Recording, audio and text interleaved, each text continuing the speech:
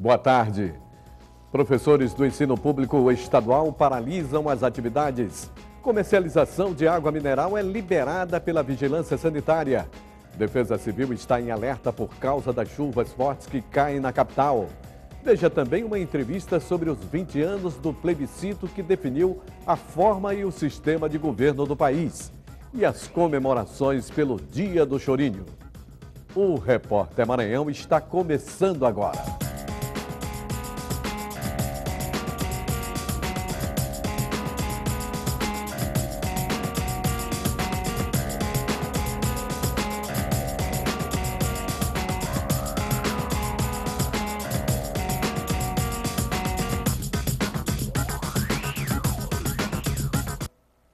Mais de 30 mil profissionais da educação estadual paralisaram as atividades hoje.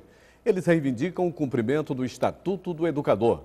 A paralisação da categoria pode se tornar uma greve por tempo indeterminado. Em todo o país, professores da rede pública estadual fizeram atos favoráveis ao Plano Nacional do Educador. No Maranhão, boa parte dos 30 mil professores cruzou os braços. Os professores querem a aprovação do Estatuto do Educador no Estado. Houve manifestação na manhã de hoje, em frente à sede da Assembleia Legislativa do Estado. Uma primeira rodada de negociações entre a categoria e o governo do Estado foi aberta ainda na tarde de ontem. Outras negociações estão previstas para acontecer até a próxima quinta-feira. Há uma possibilidade de que a paralisação dos professores ocorra por tempo indeterminado. A paralisação é para garantir que a negociação seja mais tranquila. Os trabalhadores entendem que não dá para ser mais enrolado, não dá para continuar da forma que está. Então nós vamos continuar em greve até a conclusão dos trabalhos. Esperamos a saída para o impasse e esperamos, de fato, o envio da proposta de estatuto para a Assembleia Legislativa. O governo do Estado, por meio da Secretaria de Educação, informou em nota que está aberto para negociar com os professores. Informou ainda que nas próximas semanas o Estatuto do Educador será encaminhado à mesa diretora da Assembleia para ser apreciado. Esperamos sensibilidade do governo, porque esse tema é recorrente. Todas as greves pautam esse problema e esperamos solução dessa vez. A partir do dia 29 de abril, o registro profissional de 14 categorias também poderá ser feito pela internet, através do Sistema Informatizado de Registro Profissional do Ministério do Trabalho e Emprego. O Maranhão é um dos 20 estados contemplados nessa primeira fase do novo sistema.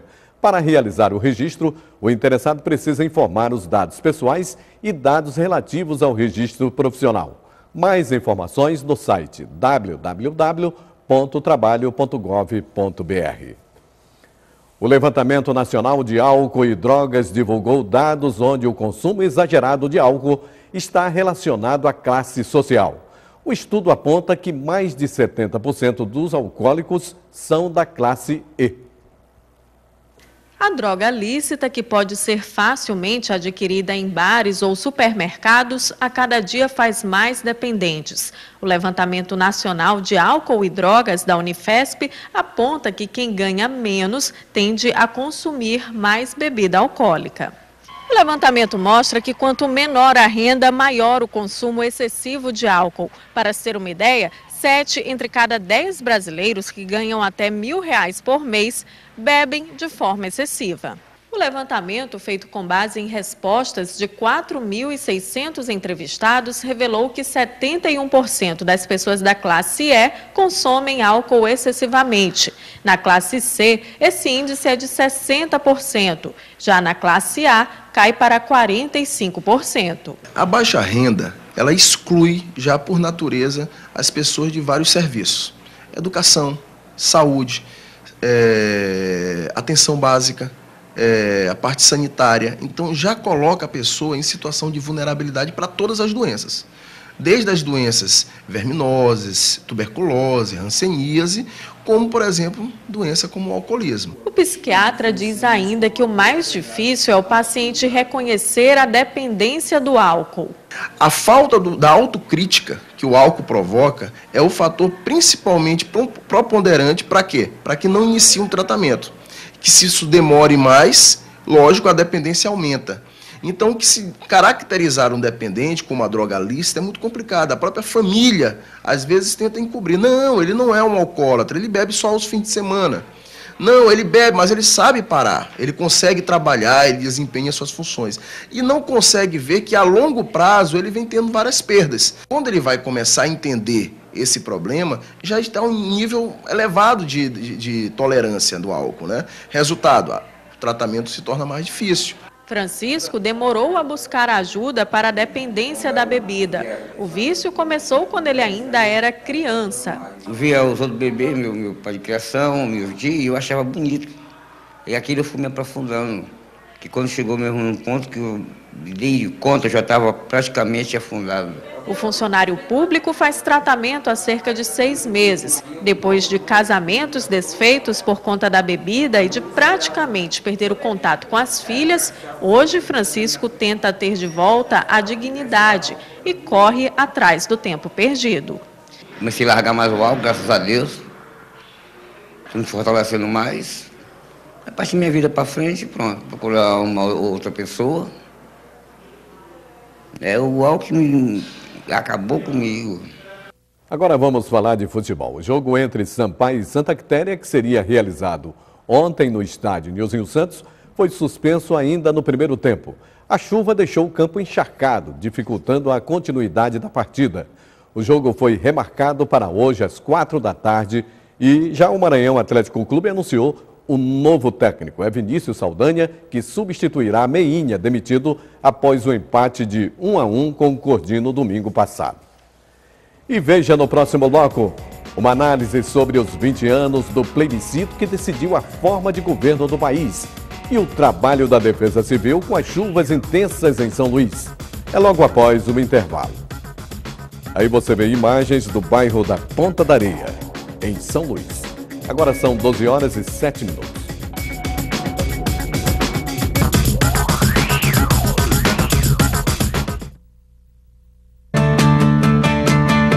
Meu nome é Bruno, tenho 19 anos e curso bacharelado em Ciência e Tecnologia. Meu pai é metalúrgico e minha mãe ela é costureira. Terminei ensino fundamental em uma escola estadual e aí eu parti para uma escola técnica. Consegui me inscrever pelas cotas porque eu me enquadrava no quadro de afrodescendência na parte de escolaridade pública. Desde a infância eu estudei em escola pública. Sinto no caminho certo para me tornar um excelente profissional. Eu sinto que eu estou na universidade certa, no curso certo, estou fazendo o que eu gosto, com a certeza que eu vou sair daqui bem qualificado para o mercado de trabalho ou para a carreira acadêmica, caso me dê a vontade. A cota para alunos das escolas públicas é lei e já está em vigor em todas as universidades federais. Para saber mais, visite o site do MEC. O direito de estudar é de todos. O mérito é sempre seu. Ministério da Educação, Governo Federal. Anselmo de um lado e Vera de outro em perfeita sintonia. Um lugar, um personagem ou um momento da história do Brasil mantém os apresentadores em movimento. Você fica aí, e Anselmo Góes e Vera Barroso estão de lá pra cá na TV Brasil. Olá! A TV Brasil comemora o seu 5º aniversário com uma programação que acompanha você. Nas noites de domingo, você está convidado para viajar com a gente pelas terras de nossos queridos hermanos. Aos domingos, 7 horas, América Latina tal como somos. 10h30, Soy Louco por Ti Cinema. E logo após, curta TV e Doc Latinoamérica. Venha descobrir a cultura, a história e a arte latino-americana em documentários e filmes inéditos e exclusivos. Um espaço único na televisão brasileira dedicado à produção audiovisual da América Latina. Que tal? Vamos à la película? TV Brasil, a sua TV pública. O programa certo na hora certa.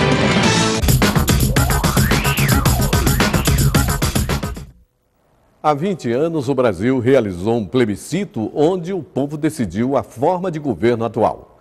Até hoje, a escolha pelo presidencialismo é polêmica. No Maranhão, 2.500.000 eleitores foram convocados para participar do plebiscito, mas nem metade deles chegou a votar. Apenas 41% compareceram às urnas. Por aqui, prevaleceu também o desejo de manter a República como forma de governo, com 92,7% dos votos. Já a monarquia teve apenas 7,3% dos votos. Passados 20 anos, muitos já nem lembram do plebiscito, mas há quem ainda tenha na memória a escolha e suas convicções. Me lembro e votei pela monarquia na época. Até porque a monarquia é um estilo de governo antigo, mas ele tem ideias modernas. Todos os países monarquistas são do primeiro mundo. Tem renda acima de R$60 mil ao ano. Tem um sistema de saúde equilibrado. Já extinguiu o analfabetismo e não tem corrupção. Eu escolhi república, claro. E uma monarquia, não. Votar atrás não dá, né? Entre as outras opções, essa foi a melhor opção que eu achei. Uma forma de governo. Do povo pelo povo, só precisa funcionar. Se funcionar direitinho, para mim é a melhor opção. Porque essa de rei sustentar uma família imperial, um país corrupto como nós somos, seria pior ainda. E a escolha do povo pelo sistema e forma de governo adotados pelo país é objeto de análise pelos especialistas. Esse é o assunto da entrevista feita por Eli Coelho. Boa tarde, Eli. Olá, Edmilson, boa tarde. Olha, após 20 anos de plebiscito, alguns brasileiros prefeririam outra forma de governo. Para falar sobre esse assunto, nós estamos recebendo a cientista política Arlete Borges. Boa tarde, muito obrigada pela sua presença. Boa tarde. Então, o Brasil descartou o sistema parlamentarista e a forma de monarquia. Quais são as principais características desse sistema e dessa forma que foi descartado? Então, na monarquia, quem governa é o rei. E o rei, a gente sabe, ele é membro de uma família, né, família denominada real. Ele tem um direito hereditário, vitalício a essa condição, que independe da participação da sociedade. Enquanto que na república, né, que eram as duas formas que estavam à disposição do eleitor, na época, em 93, o chefe de governo, o presidente, é eleito pelo conjunto dos cidadãos, né, pelos eleitores. Já em relação ao parlamentarismo, que é o sistema de governo que foi também indicado no plebiscito e que foi rejeitado pela maioria dos participantes, dos eleitores, o que se tem? É uma eleição única que escolhe o parlamento e dentro desse parlamento, né, as forças ou os partidos que forem majoritários, que forem mais fortes, é que vão escolher o chefe de governo. É diferente do presidencialismo, onde você tem duas eleições distintas, uma para o legislativo, que é o parlamento, outra para o executivo, e cada um retém um conjunto, uma fatia de poder, né, e de legitimidade muito própria. A escolha do chefe de governo não depende tanto, né, da decisão e da indicação do parlamento ou do Congresso, no nosso caso. A senhora acredita que na época, há 20 anos, os brasileiros eles tinham essa consciência da importância dessa escolha?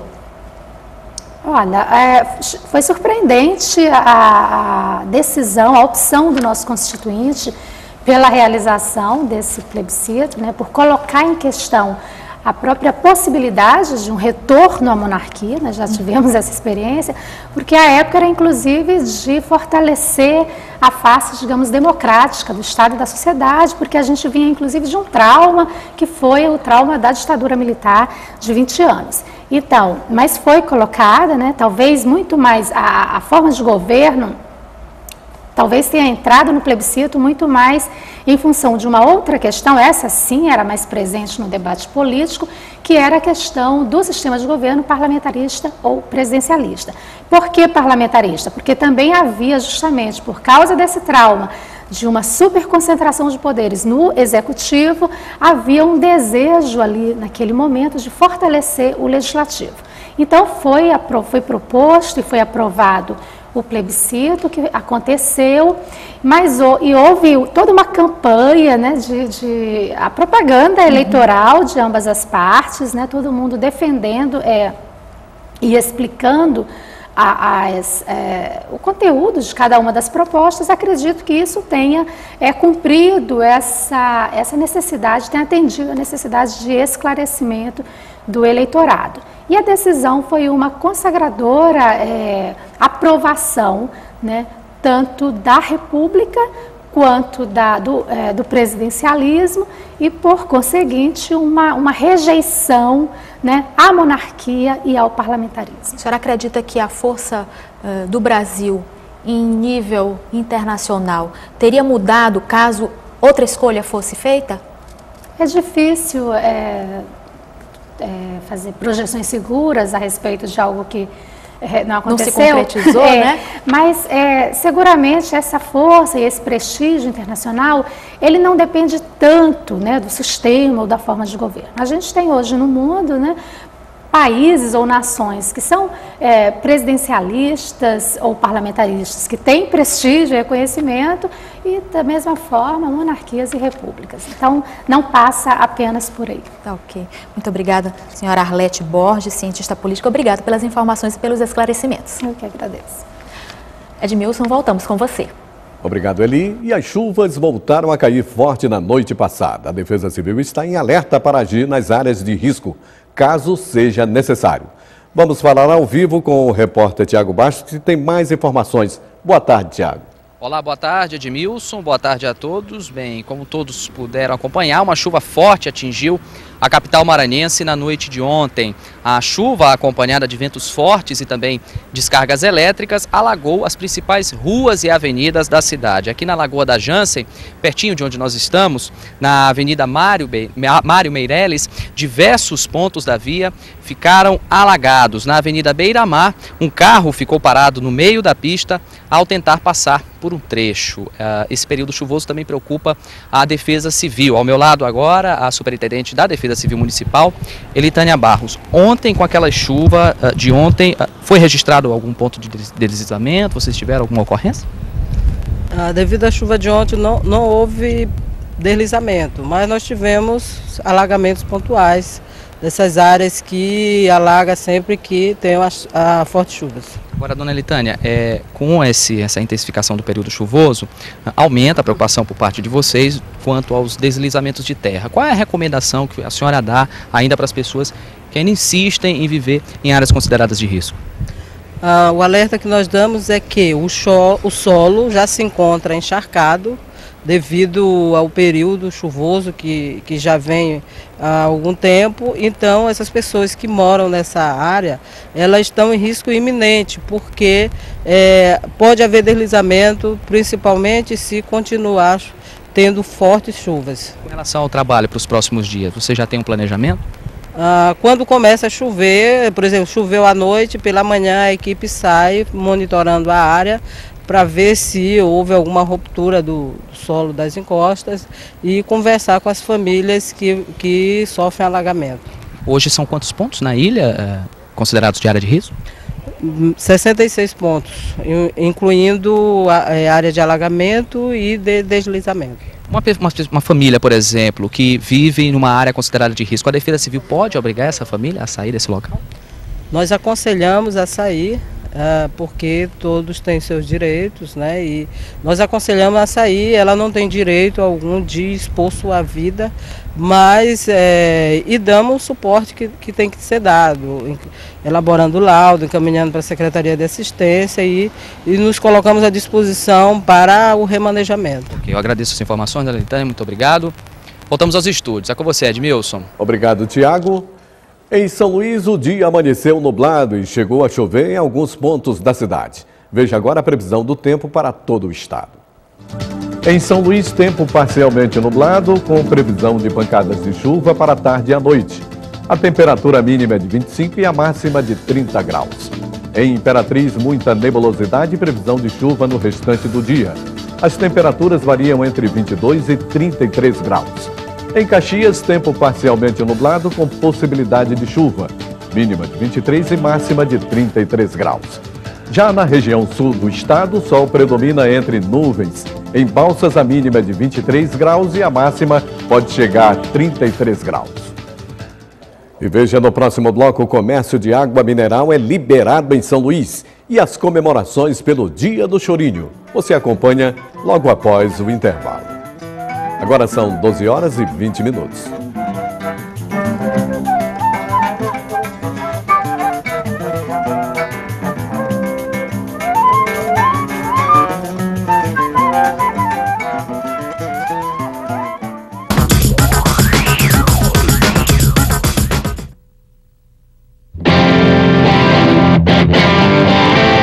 Eu comecei a velejar bem novinha mesmo, assim, tem até uma foto eu, o neném, com meu pai, assim, num tornado. Eu acho que o brasileiro parece que tem que trabalhar mais para achar que ele é bom o suficiente comparado ao pessoal lá de fora. E isso eu percebi que é possível depois da conquista da medalha de bronze.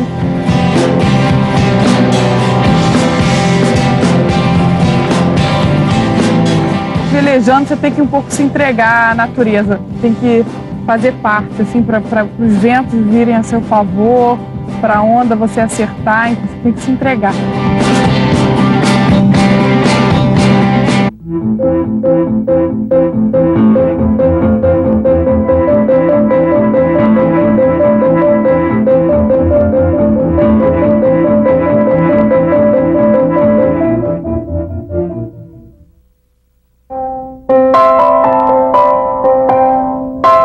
Bom, eu me preocupo com a questão da água já há bastante tempo, porque eu percebo assim que nós somos um povo que tem muita água, muita abundância, e a gente tem uma sensação então que a gente precisa cuidar muito bem dela.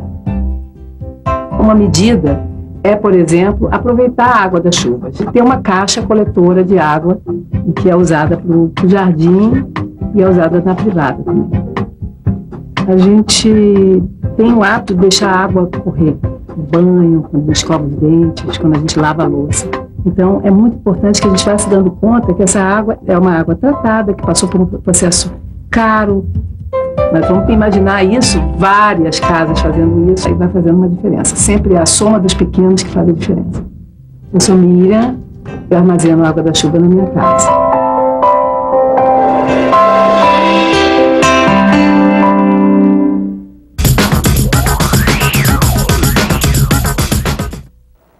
Os produtos repelentes usados na pele para afastar insetos terão um regulamento específico e rótulos mais claros para o consumidor. Uma das principais mudanças se refere às imagens utilizadas nos rótulos, que não poderão ter apelo infantil. Os desenhos e o colorido são chamariz para a criançada e muitas vezes o repelente utilizado para afastar insetos acaba virando um perigo nas mãos dos pequenos. Por isso, a Agência Nacional de Vigilância Sanitária aprovou novos requisitos para esses produtos, que não poderão mais utilizar imagens e figuras de apelo infantil nas embalagens. A Anvisa, com a RDC 19, ela está propiciando aos fabricantes de produtos repelentes para evitar intoxicação em criança. Criança, como uma pessoa muito curiosa, mais curiosa do que o adulto e mais propícia a estar exposta a esses procedimentos, a esses produtos químicos e se intoxicar, então a Anvisa visualizou isso, ou seja, evitar que criança seja intoxicada. A resolução da Anvisa diz ainda que os fabricantes terão de especificar nas embalagens a quantidade de DET, um composto químico usado para repelir os mosquitos, mas que em grandes quantidades pode fazer mal à saúde. Nos repelentes para as crianças de até 12 anos de idade, a concentração máxima de DET permitida será de 10%. Todo adulto tem que tomar cuidado com esses produtos, quando for utilizar para aplicar em criança. Não aplicar diretamente na criança, de preferência aplicar nas mãos, depois passar pelo corpo da criança. Não aplicar diretamente no rosto, então aplicar primeiro nas mãos, para depois passar a mão no rosto e espalhar o produto, numa quantidade mínima necessária. Também tomar cuidado de não passar o produto nas mãos da criança, porque criança tem o hábito constante de estar levando a mão à boca. Então, por conta disso, tem que evitar também que a mão da criança seja contaminada por esse produto. As empresas com produtos no mercado terão 1 ano e meio para se adequar aos novos requisitos. Acho importante, né? Porque, às vezes, de forma ilustrada, fica mais fácil que a criança se engane, né? Mas, na verdade, que os pais devem ter um cuidado redobrado em relação a qualquer tipo de medicamento exposto à criança. Eu acho que deve ter esse cuidado maior quando se trata de criança, né? A comercialização de galões de água mineral em São Luís voltou a ser liberada. A qualidade da água mineral produzida pelas 4 maiores mineradoras do Maranhão foi aprovada pela Vigilância Sanitária Estadual depois de análise realizada pelo Laboratório Central de Saúde Pública do Maranhão. O laudo aponta que a produção das marcas Florata, Mar Doce, Indaiá e Lençóis Maranhenses não apresenta nenhuma irregularidade. Há cerca de 2 semanas, a empresa Florata foi interditada depois que a instituição H2ONG apresentou laudo apontando falhas no processo de engarrafamento da água. Segundo a gerência industrial da Florata, serão tomadas as medidas cabíveis em relação ao relatório apresentado pela ONG, que prejudicou a imagem e causou danos financeiros à empresa. De hoje até sexta-feira, São Luís se transforma novamente na capital nacional do cinema de animação. A capital maranhense sediará a segunda edição do Maranime, o Festival Maranhense de Animação. Um acervo de mais de 100 filmes e curtas do cinema de animação nacional produzidas nos últimos anos será exibido gratuitamente nesta segunda edição do Maranime. Além de obras premiadas em outros festivais do gênero, o evento irá apresentar vídeos produzidos por crianças e adolescentes do Maranhão que participaram de oficinas de animação nos últimos meses. Debates com animadores, apresentação de grupos culturais e mostra fotográfica produzidas por adolescentes maranhenses também farão parte da programação do festival. A exibição das animações acontece de hoje até a próxima sexta-feira no Cine Praia Grande e na Aliança Francesa, localizadas no Centro Histórico, no Sesc Turismo do Olho d'Água e na Unidade de Ensino Básico Arthur Azevedo. A programação completa do segundo Festival Maranhense de Animação está disponível no blog www.maranime.wordpress.com. E hoje é o Dia Nacional do Choro e para comemorar a data, a Escola de Música Lila Lisboa promove um show para lembrar os grandes clássicos do gênero. Vamos voltar a falar com o Tiago Bastos, que está com um grupo de músicos que representam o estilo musical. É com você, Tiago. Pois é, Edmilson, hoje, como você falou, é o Dia Nacional do Choro. A data comemorativa, Edmilson, foi criada a partir do dia de aniversário de nascimento do mestre Pixinguinha, considerado o pai do choro. Alfredo da Rocha Vieira Filho Pixinguinha é considerado um dos maiores compositores da música popular brasileira. Contribuiu diretamente para que o choro encontrasse uma forma musical definitiva. E ao meu lado são aqui 4 integrantes de grupos que fazem esse estilo musical ser difundido aqui na nossa cidade. Ao meu lado, João Eudes, que está no violão, João Neto na flauta, o Wanderson no pandeiro e também o Osmar no trombone. Vamos ouvir um pouquinho.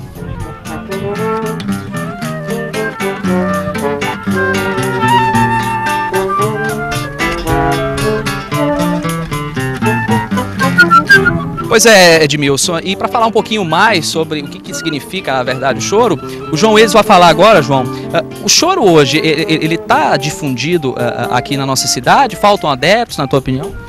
Eu acho que o choro está um pouco em adepto, porque deveria ter mais espaço para a gente poder tocar o choro, né?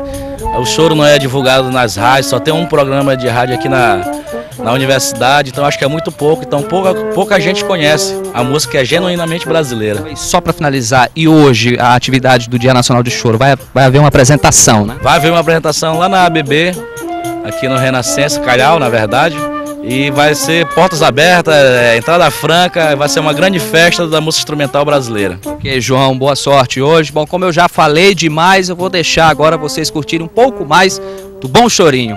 Voltamos com você, Edmilson. Obrigado, Tiago. E o Repórter Maranhão fica por aqui. Uma boa tarde e até amanhã.